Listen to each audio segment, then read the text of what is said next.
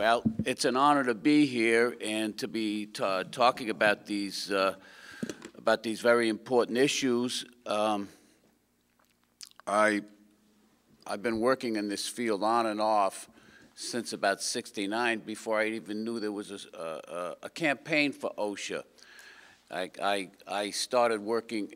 I was actually a graduate student at Washington University in St. Louis, and it sounds silly. I was looking for a paper topic, and I got to be friends with some graduate students for Barry Commoner, who was one of the real leaders of social environmentalism, someone whose famous baby tooth survey in the 50s and 60s led to the banning of atmospheric nuclear tests. What Commoner did is he got parents from all over the country to collect their baby teeth, and if there was radioactivity in the air and in the milk, the mother's milk and the other milk that the children drank, it showed up in the baby teeth as radioactive strontium-90. And so they could trace the fallout trail from the nuclear tests in the Nevada test site. And so I thought, well, this is an interesting person. Now, I was getting a piece of paper in a field called political science, and Barry Commoner was teaching biology. I never took a course with him, but I learned from his graduate students that you want to take the scientific information, as some of the brothers have been saying, people like Trent was talking about that, the scientific information, and you want to apply it to people's conditions of work. So I went to one of the people that worked in the Committee for Environmental Information, and he said, well, why don't you go talk to Mike Ryan from Teamsters Local 688, and 688 is a famous union. It was a very famous union. It was headed up by oh God, now my brain just forgot. I just forgot. It was headed up by a gentleman who learned his trade union as what's that? Yeah. Harold Gibbons, who learned his trade, who was the son of, I think the youngest of, and I remember hearing this, it sounds incredible, 23 children of a coal miner's family in Pennsylvania. He learned his trade unionism with the Dunn brothers in Minneapolis. And you may have heard of the 1934 Minneapolis general strike. So he was a little bit unusual. He did unusual things when he was head of Local 688. In 1946, he got, I don't know what the word was, Negroes, I guess was the word then. That was a polite word. Negroes were organized, who were cab drivers, were organized into the union. People said, well, we don't want them driving around. Maybe they'll rape someone. He said, wait a minute. You got Negroes cooking your food, driving your limousines in these fancy neighborhoods in kind of near downtown, near the Chase Park Plaza Hotel. Not a problem. Okay, well, I guess they can drive the cabs, and they were organized into the union. What they did in this union was they created something called the Labor Health Center. Everybody in the union and their children, and there were 13,000 members in the union and about 500 different shops, were members of the Labor Health Institute. And it was cradle to grave. It was medical care free at the point of delivery for everybody in the union. And I don't know if it's functioning now. I think there's been something called an economic crisis, and maybe they backed off, and I've lost track. But it's a very interesting organization. In any case, they said, well, why don't you go out to this lead smelter in Herculaneum? It's about 23 miles south of St. Louis along the Mississippi River, and they got a problem there. And so I said, okay. I went over there out there with Mike. And there were about 8 or 9 guys there between the ages of about 25 and maybe 35. And they were saying things you don't usually say around people you don't know. They were saying, well, my wife can't get pregnant. They were saying things like, I can't get it up. I wonder what they were talking about. Well, they knew it had to do with their exposure to lead on the job. The company was requiring people to take blood lead and urine lead samples, but they wouldn't share the results with the workers. The reason they said, well, this is our doctor, it costs $400 a sample. This is our information. And that kind of thing. Eventually, so I felt, well, this seems like an environmental problem. And, you know, you're in school, you've got to produce something, you produce papers. And so I wrote, I actually, later on, and early in 1970, maybe in February, I went out in the Cadillac driven by Mr. George Flexenhauer. He was a small-town bank. The Republicans. You know, I just looked. So anyway, I went in there with Mr. Flexenhauer, and I wanted to go to the meeting, and he was going to inspect this plant. And we had heard charges from the workers, or, you know, because I actually talked to them. And they said every time a state inspector would come out, they would turn down the smelters so there wouldn't be as much sulfur dioxide coming out. And so I felt, well, I'll try to get in there. And I went to the meeting, and Mr. John Sherman, who was the regional director, said, I don't think so. So I went over to a pub. And I guess and in fact, when Mr. Flexenhauer did the inspection, yes, the workers told me later they turned it down. In any case, we raised some hell. And on Earth Day in 1970, it was probably one of the only places where there was actually, we had a kind of a motorcade through town. And people would, to celebrate Earth Day and our protests at the, and we had an educational session. And there was a lady who was, I'd say, about as tall as my wife, maybe 4'10" and a half. I'd say she weighed about what I weigh, maybe 182.5. And she was African-American. She was a PhD candidate at University of Illinois. She teaches at Howard now.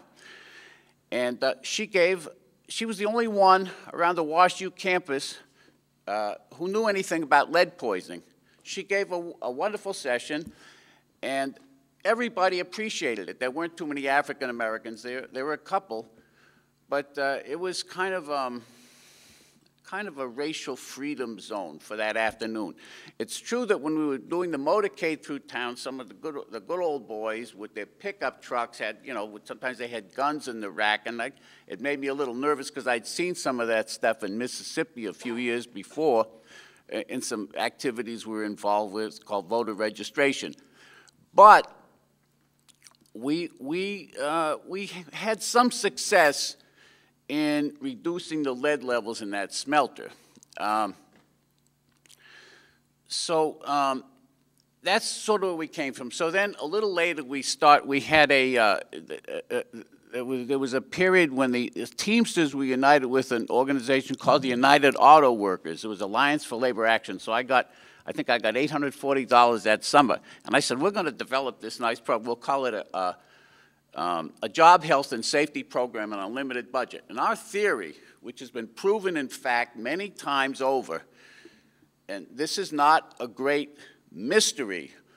We said, well, you get workers to, you ask them, you say, what do you think are the worst problems in this shop? You have them make lists. And there was one list-making system was called Dr. Lawrence Weed. It was a medical record-keeping system. It was published in the New England Journal of Medicine. And I felt, well, let the factory be the patient and let the workers be the doctors and figure it out. So they would make a list, and the things they didn't understand, we'd call OSHA, or we couldn't, This was already the summer of '71, so OSHA had been instituted starting exactly 40 years ago. And so we also called the National Institute of Occupational Safety and Health to help us identify these substances. And we tried this out in a factory where the afternoon we were there, and I don't know if anyone's lived in the Mississippi Valley, but it's like Davis, where I live now, only the humidity, instead of being 27%, is 97 or 87%. So it's very hot. And so we go in there, and I remember seeing there was one guy who looked like he was in his, he's taking a red-hot piece of a fitting and moving it from one line to another with some tongs, and it was we noticed 124 degrees, very hot. So we made some, you know, we analyzed it, we made some demands. It was backed up by the union, and the conditions were ameliorated some. And so, you know, one thing led to another. So the result of all this is when OSHA was created, we noticed, we looked around to see what was the response of different unions, and the auto workers had a response. They had a guy, and I can't remember his name, who had been an industrial hygienist with Ford. He moved over to the auto workers, and then they republished a very detailed BNA, business, what does BNA stand for? Business National Affairs, yeah. Bureau of National Affairs manual on how, on the meaning of the OSHA law. That was their response. I said, well, this really isn't good enough. And I ran into contact because of this work we'd done together with the sisters and brothers in the Crane Corporation in South St. Louis, and you know, I got to know some people in an organization called the Medical Committee for Human Rights, and I went to a meeting and I described this brilliant system we worked out. You know, it's just simple, like a recipe, like baking a cake or something, and so I ended up, and the Medical Committee for Human Rights had an organizing strategy to sort of put a little more oomph into the kinds of puny efforts that were actually being exerted by organizations that are famous organizations, like the United Auto Workers, and then they were not the worst. I mean, when I called up the regional director of the Oil, Chemical, and Atomic Workers, exactly 40 years ago, I said, well, you know, this is really an important date, brother or sir. I said, I think his name was Jerry. I said, you know, the Occupational Safety and Health Act is now going into effect. It was passed on December 28th. It was signed by President Nixon, and now you have a new law. What are you doing about it? I didn't know. And this was typical. And so what the idea was to have local groups organizing. So Quentin Young, who was the head of Medical Committee for Human Rights, a lot of labor ties, all, you know, in Chicago, said, let's have a conference. And we got together local labor leaders from the auto workers. We had a great group out at Stone Park in one of the tractor manufacturers, Harvester. We had a lot of steel workers, people from the packing house workers in Chicago. You still had a lot of meat packing there, and we had a few hundred people showed up in early January 1972 when we held a convention, formed a continuations committee, and we continued to meet. And one of the fun things we did is we'd have, no offense intended to anyone here, we used to have, we had accountability sessions for the local OSHA reps, and they would come in and they'd tell you, they'd come in because they were so used to going to company meetings, they'd tell you how to get around the law. And then people said, well, wait a minute, you know, we're the workers. Don't we have a right to accompany the inspector and this sort of thing? And so this worked for, I'd say, about 6 months, and they realized, no, this is a little bit different. And so they started enforcing the law a little bit better. And, you know, some of the unions that had just figured they could get away with printing a pamphlet said, let's do this a little bit different. And so this is a movement we tried to start, and we ended up writing a book. It was called In Spanish, it was called Muerte en el Trabajo, but actually I wrote it in English, I'll be frank. It's Death on the Job, and we did some writing. Later on, one of the brothers, this is where the Workers' Memorial Day come from. I think this was a book that was put together by Joseph Kinney in Chicago called Faces, and it just faces of people who died on the job. This is in the late 80s. And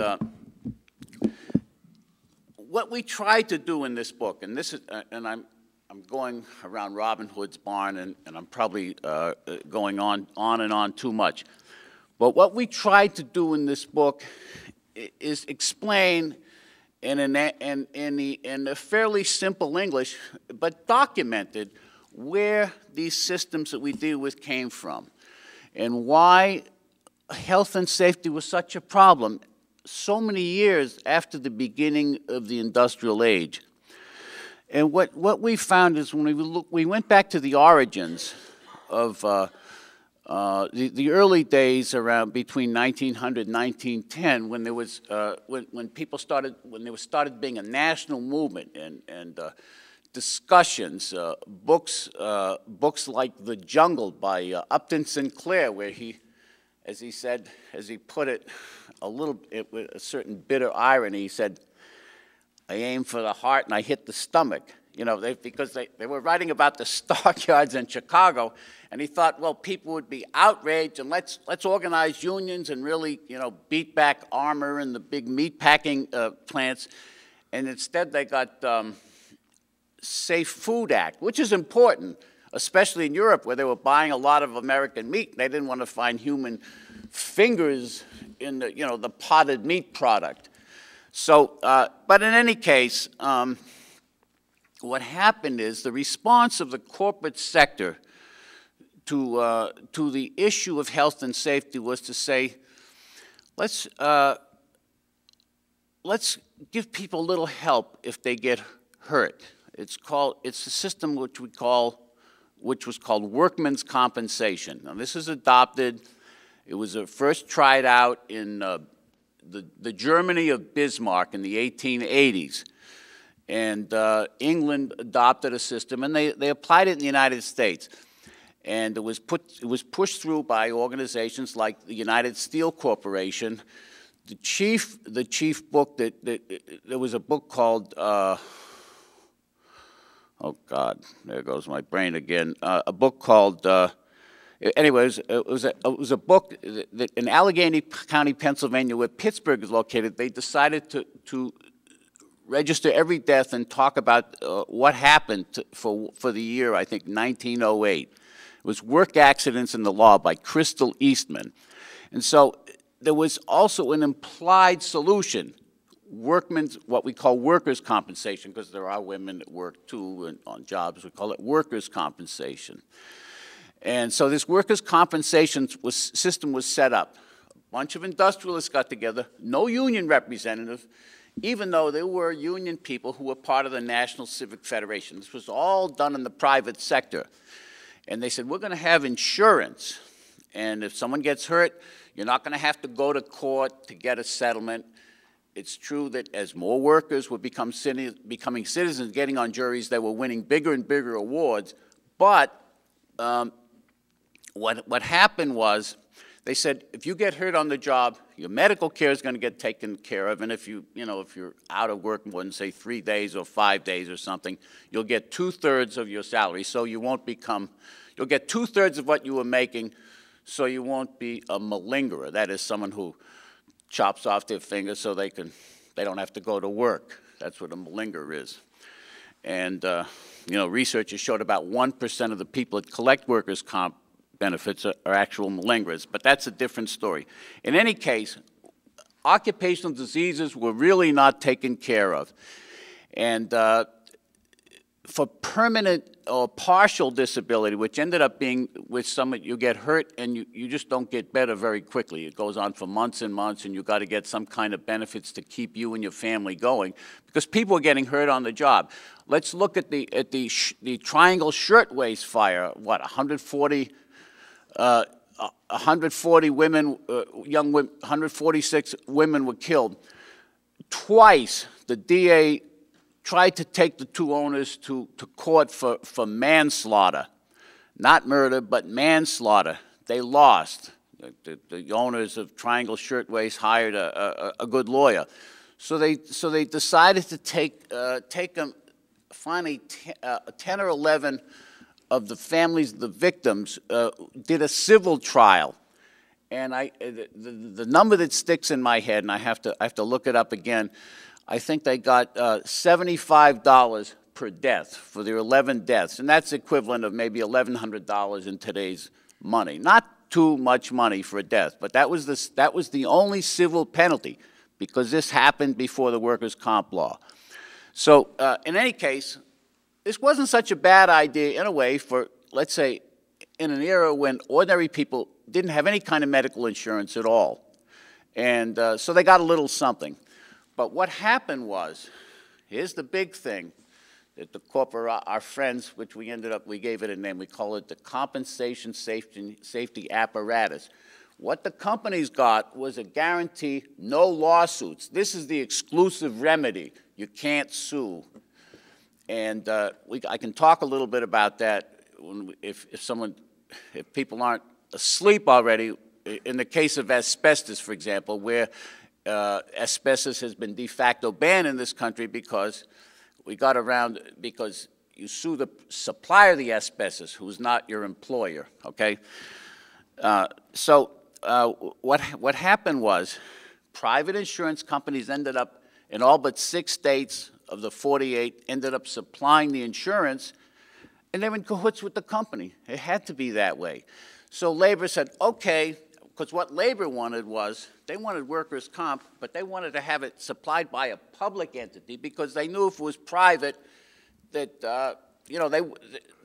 they wouldn't get anything, and that the insurance company would end up sucking up most of the profits. And this is before you had Social Security or anything. We're talking 1910, 1912. Well, what happened was, in the state of Washington, out here, there was an unusual coalition composed of the Washington Labor Federation, or whatever it was called, anyway, you get the idea. The Washington Labor Federation and the Pacific Lumber Association in 1910 both agreed they didn't want any private insurance companies involved in this transaction because they knew it would just be a scam. Local chambers of commerce, all the newspapers were against it. But they rammed it through because the Pacific Lumbermen's Association employed over half of the industrial workers in the state. And so they jammed it through together with the labor. And this has stuck to this day. And it was so popular, the labor movement in New York State, which was the most active labor movement, and of course they just had the Triangle Shirtwaist fire, and something had to be done. What they did was, the labor movement held up workers' comp for 2 years until 1913, and then they finally said, we can't get it. They wanted a public fund as well, exclusive, no private insurance companies allowed. Now that's what they got in 5 or 6 states. And they just had a test of it. There's been repeated, the biggest state that has this system is Ohio. There's a normal amount of corruption in some of these states, and they were buying Kruger-Rands and, that in the last few, but people have not, the private insurance industry and the employers have not been able to overthrow it. They just tried again in Washington State last November, and they outspent the insurance companies plus the Contractors Association, which were furious because the exclusive state fund refused to allow compromise and release settlements. They said you can't have a situation where you just, most people probably, except when they take out a home loan or a car loan, never see $5,000 or $10,000 in one pile sitting in front of them. Company will go and say, okay, we're going to get you off we're going to get you can take this $20,000. And what happened was there was an election last November, and guess what? The publicly owned Washington Workers' Comp Fund, the people voted by a margin of 59 to 41% to keep it public. Socialism in insurance. If you go up to British Columbia, your car insurance is socialized. the province runs the state fund. They call it something different. And you talk to your friends up there, it costs half as much because they don't have a bunch of parasitic private capitalists sitting in an office and paying each other $100,000, $200,000 a year for smiling and being nice. There's nothing wrong with being nice, but not at my expense or your expense, okay? Anyway, we've been thinking a lot about what to do with workers' comp, and I'll go on. I've already overstayed, been talking way too much. But we being several of us, including Steve, we believe that workers' comp system as we know it, there's no way that we'll be able to reform the California system, the New York system, any system, so it works in favor of the workers. Because it's all regulated at the state level, and no matter what happens, the insurance companies are always going to be able to, in a state like California, get 10,000 or 20,000 insurance agents to jump up and down saying, this is my business, a private business, I'm a local person. It's sort of like a car dealership. We're your friends, we're local, we're not, we're not some faraway bank. This is Main Street, not Wall Street. We'll never be able to change it. So we think, or I think, might as well be honest, what the idea is to make it all federal. Just like in Canada, they have something called Medicare, but it's for everybody. Representative John Conyers has just reintroduced something called HR 676. It's called Medicare for All. So the idea is instead of the workers' comp system, what you do is you say, you get your, once we've had this great socialization of the medical care system, that is single payer, Medicare, like we used to say at Medical Committee for Human Rights, it's the old Dellums bill. We call health care as a human right.